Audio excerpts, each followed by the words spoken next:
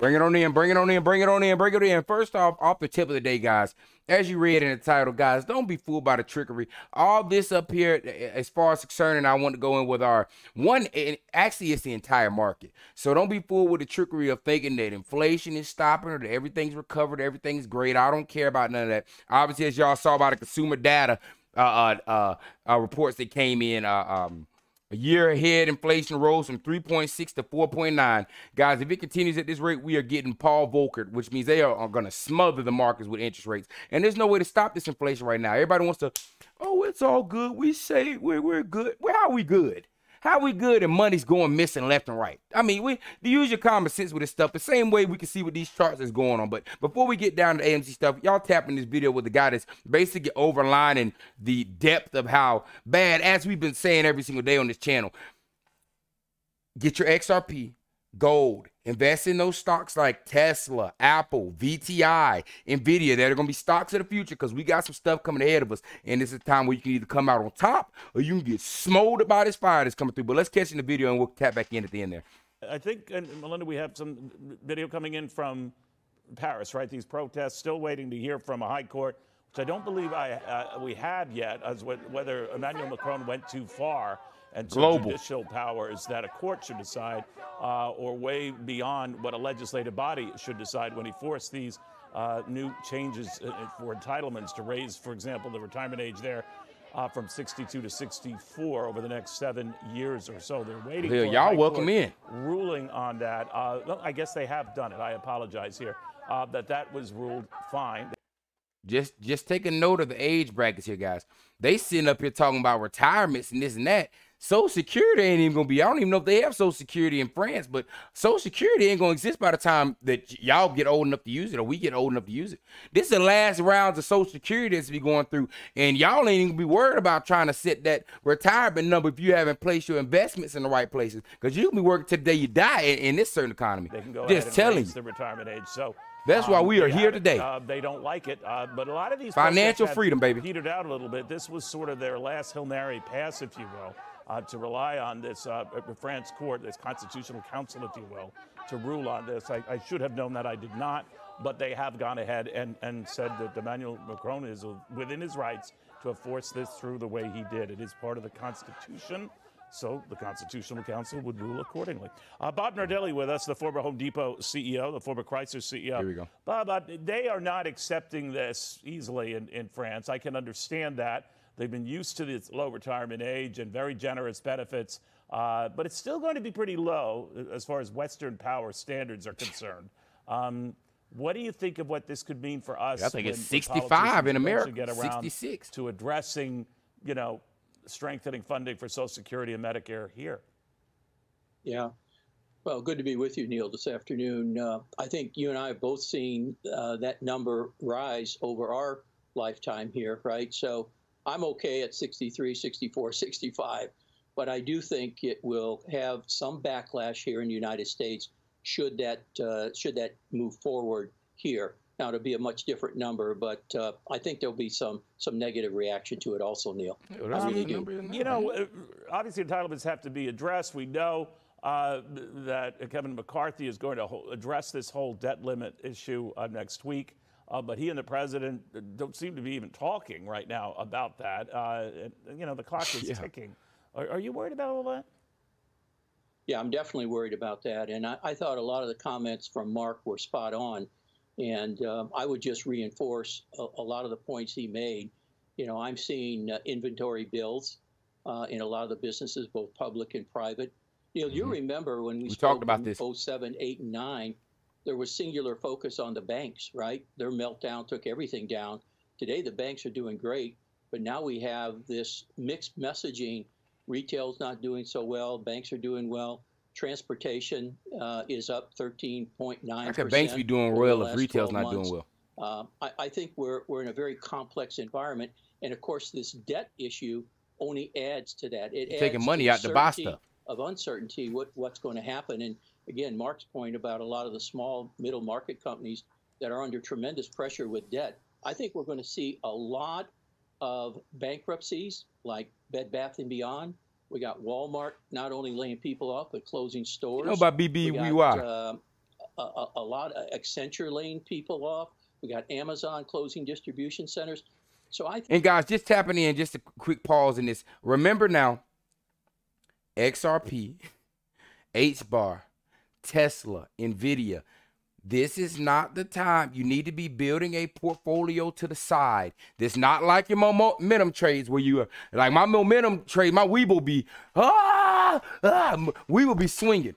I can always open up that long term. I'm like, it's all there. It's all good. You need to be crunching in right now where we have these prices to buy into those stocks. I'm not even necessarily saying to buy into Walmart, which could be something in the future, but I just know as far as the things that are going to be guaranteed in the future, AI is in the future. Crypto is in the future. Electric EV is in the future. Elon Musk is the future. This is how I'm looking at for my long term. And then, of course, I have my VTI to get my exposures and everywhere. But these are banger plays that you need to be looking at because now watch as these big names are swelling up. I think there's a tremendous Staples, message, you know. And the complexity with which we have to deal with this one is different Target. than any I have seen in Macy's. my 52 years, Neil.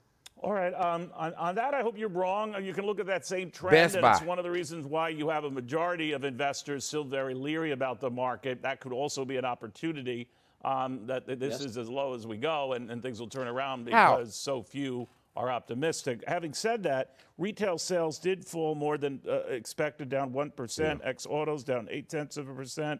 Slowest growth we've seen since June of 2020. I'm wondering what you make of all of this, because on the one hand, you could talk about that, you know, giving consumers second thoughts about spending. We don't see much evidence of that because their flights are booked and airlines are saying they're very optimistic for a busy summer travel season. Restaurants are packed. Walt Disney World, their site went down as people were booking Walt Disney World vacations. So that doesn't seem to be a worry. So there does seem to be a disconnect here. What do you make of that? Yeah, no, I think you're That doesn't necessarily mean anything, Think though. about transportation. You only fit so many people in the Walt Disney World. It's up about 13.9% year over year. I know ain't nobody around here trying to go. Tremendously. If you look at our hometown, you know, company here, Delta, is having, you know, tremendous bookings. Ed came on and talked about the future. Hospitality has been one of the biggest job creators over the last couple of months, and you and I have talked about that. But then again, you look at retail, and I can just assure you that we're starting to see more cancellations and leaving us with bigger inventories that we're going to have to try to burn off, or we're going to have to discount to try to get those moved. So again, it's very mixed messages here. Speaking of which, guys, I did automotive sales as well. Guys, car market, all these things that are maxed out on prices, I don't care what they keep saying. We are going outside and you're seeing it. How does it feel outside when you go outside? Does it feel like interest rates are going down, inflation's going down? Is that how it feels outside to you? Go buy you some of those eggs over there. Come up to this Publix up the street and get you two cartons of those eggs. And then come back and tell me how you feel about it. I don't care what anybody or anything they're saying about this. These stores, these things where they've been maximizing price, they've been gouging the price just because of the fact that they said that interest rates were higher. Business has been taking extra profits, but this is to the point where you're watching retail pull completely back, right? Because now it's getting too tight to just go out and purchase. People are cutting back. You getting your essentials, and that's all you buying. Ain't no the shopping carts aren't the big shopping carts like they used to be 10 years ago. Now they're the little tiny one. You walk around with the bag in there, you getting 3 or 4 items and you out of there, and that's still $50, $60. And you talk about auto being up, and again, now we have this administration trying to tell the consumer what they're going to be able to buy going forward, right, Neil, with electric vehicles. Yeah, they get more and more of those in. But they went, what, 6 out of 10 sales? You heard them. Guys, the government is making EV a thing. They're giving hella money to anybody invested in EV. When I say invested, I mean companies. They're just giving them loan after loan. They're pumping that. EV is a takeover. And you should probably go and take a look at Tesla. Go, y'all check out my Tesla video. I got a Tesla video on my financial markets basically breaking down what they got coming. And you tell me whether or not you need to scoop you a couple shares or not. To be that, just another few years. I don't know if we're ready for that because they're just about 1 out of 20 sales right now. All right, Bob, thank you very much. Hope you have a safe weekend, my friend. Very good seeing you again. Appreciate you, Bob. Now, listen, let's get down to the nitty gritty, guys. If I can get this damn thing to close. Thank you, Neil, very much. You too. Jesus Christ. All right.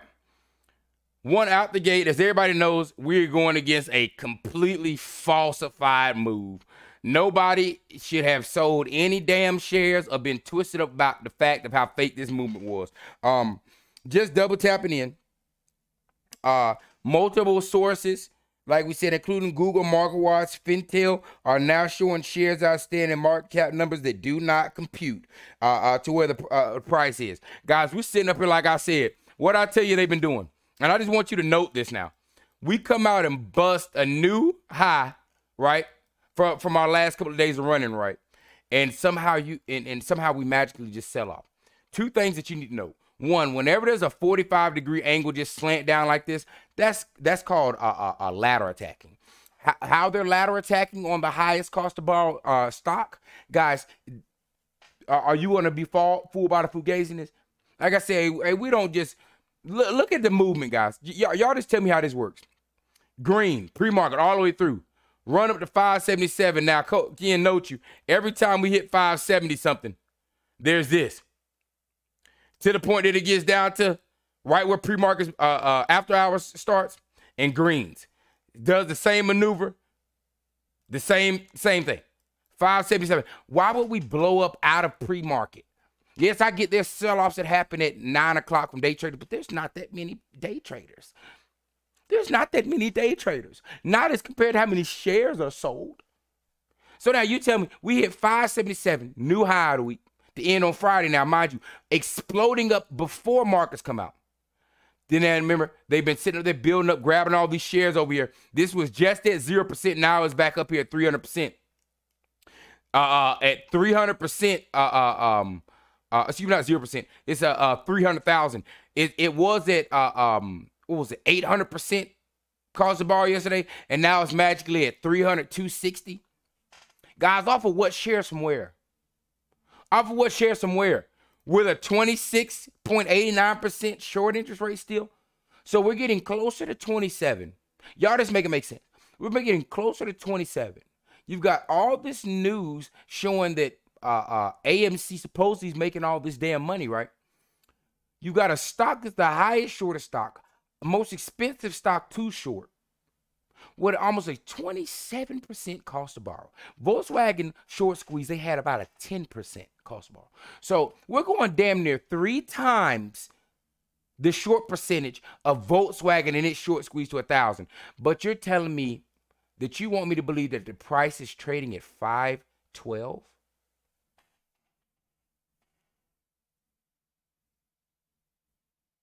No. Did they trick some of y'all out there?